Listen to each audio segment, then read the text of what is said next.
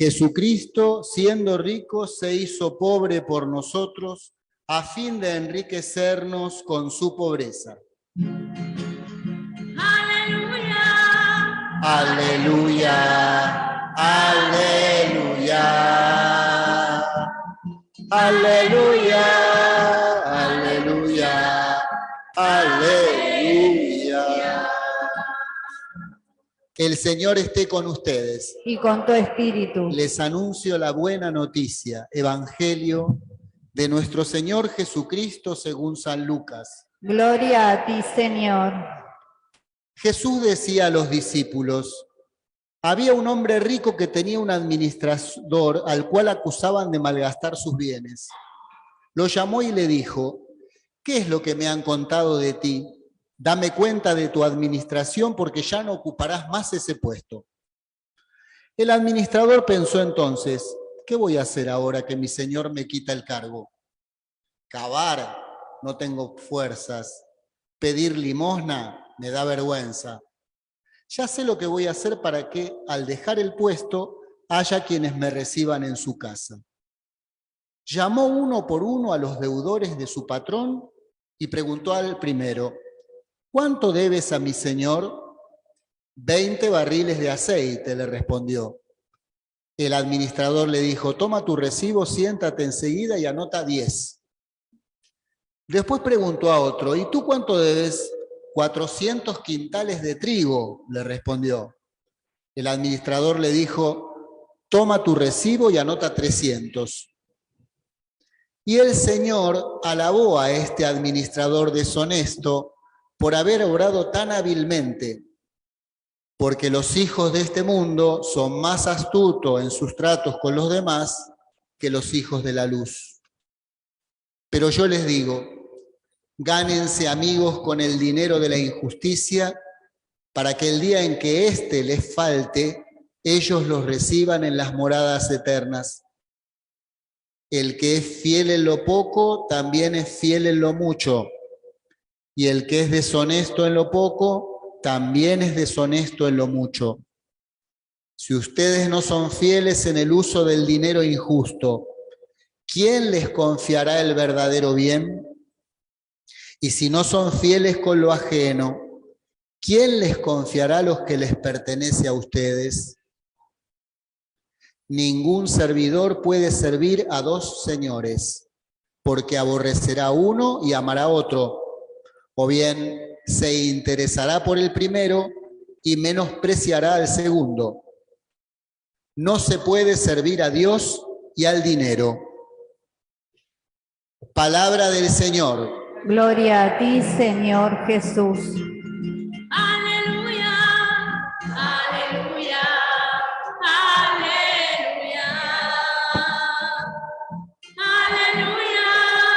Aleluya. Aleluya. Podemos sentarnos.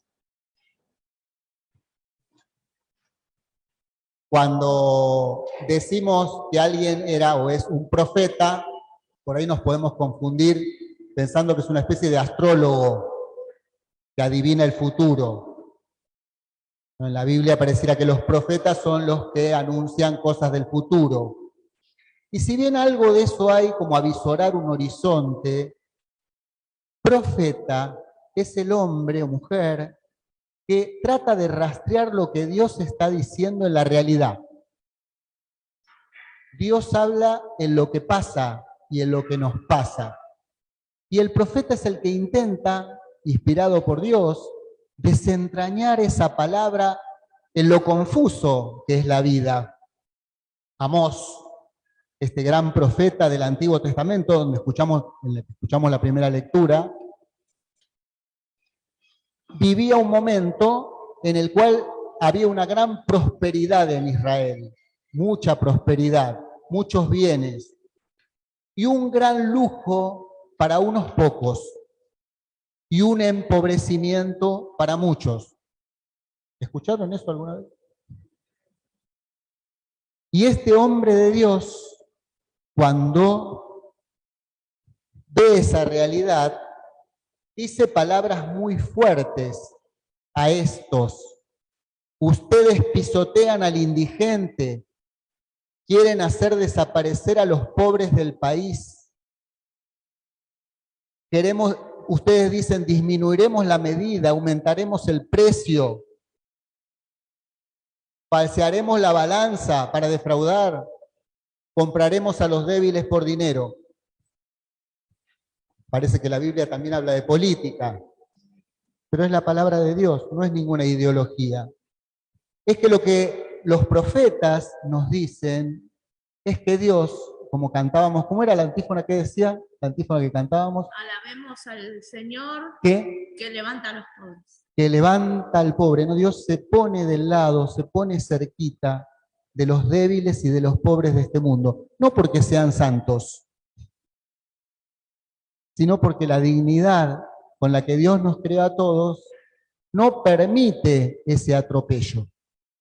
Y esa va a ser la gran palabra profética.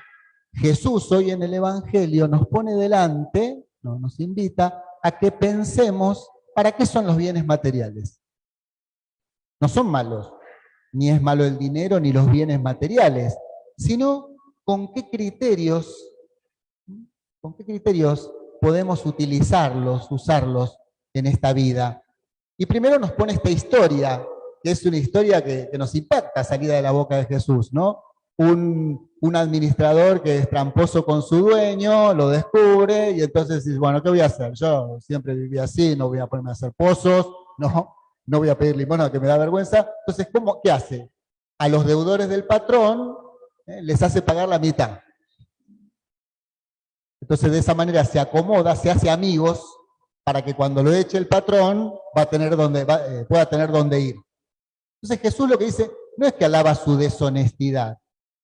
Jesús dice, si las personas que son deshonestas, corruptas, ¿no? Que usan los bienes para enriquecerse, para el poder, para la fama, ¿no es cierto? Son tan rápidos. El Papa usaba la palabra, ustedes que son muchos italianos, la mañana furbicia, decía. Son tan furgos, son tan astutos. ¿Por qué nosotros, que somos hijos de la luz, se supone que queremos una vida mejor, no somos iguales para los bienes que nos hacen crecer de verdad? Para las cosas que nos hacen crecer como personas espiritualmente. ¿Por qué no somos así? ¿Por qué no somos rápidos y despiertos como ellos? Y nos dice como criterios que los bienes de este mundo, dice, son para ganarse amigos, como ese deshonesto. Gánense amigos que le abran las verdaderas puertas. En Jesús, los pobres, a los que ayudamos, a los que promovemos, no solo como una limosna, sino para que tengan un lugar igual en la casa que Dios hizo para todos, son los que nos abren las puertas. Y son los que nos van a abrir las moradas de Dios, dice acá, ¿no es cierto? Entonces, hacerse amigos significa usar los bienes para el bien, no solo para mi beneficio solo, sino para que otros también puedan ser felices. Otro criterio dice, sean fieles en lo poco, sean fieles en lo que es menos verdadero, en lo que es ajeno, como diciendo, todos los bienes materiales son importantes, pero son poco al lado de otros bienes. No porque no sean importantes, porque necesitamos comer, vivir, obvio que es importantísimo. Pero dice, hay bienes más grandes. La familia, la unidad, el amor, la creatividad, la fe en Dios. Esos son los bienes verdaderos. Dices, si usamos mal estos bienes que son menos, ¿cómo vamos a aprovechar esos bienes que nos hacen persona? ¿Cómo vamos a hacer para entrar, en el fondo, en ese proyecto de Dios, que creó un mundo para que fuera una casa para todos, sin excluidos, donde todos puedan ser hijos del Padre porque todos somos hermanos y hermanas? Y finalmente nos pone otro criterio, hay un riesgo. Cuando corremos a Dios y ponemos lo único importante en los bienes materiales, esos bienes se pueden transformar en un ídolo. No se puede servir a Dios y al dinero. ¿Qué quiere decir? Cuando me ata la avaricia, la búsqueda la búsqueda ambiciosa y sin pensar en nada más, termina siendo un ídolo al cual le inmolo mi vida, pero también le inmolo la vida de los demás. Justo hoy rezamos por este drama inmenso que es la trata de personas. Que es la trata de personas. Esclavizar niños y niñas, adolescentes para la explotación sexual, económica, y eso pasa en el mundo y también acá. ¿Y eso cuál es la motivación? El Dios es el dinero, no Dios, el dinero, que me esclaviza y me hace esclavizar a otros. Por eso, en la segunda lectura, se nos hace esta propuesta. Dice, recen por toda la humanidad. Hagan como una ola de amor que llegue a todos. Por todos, todas.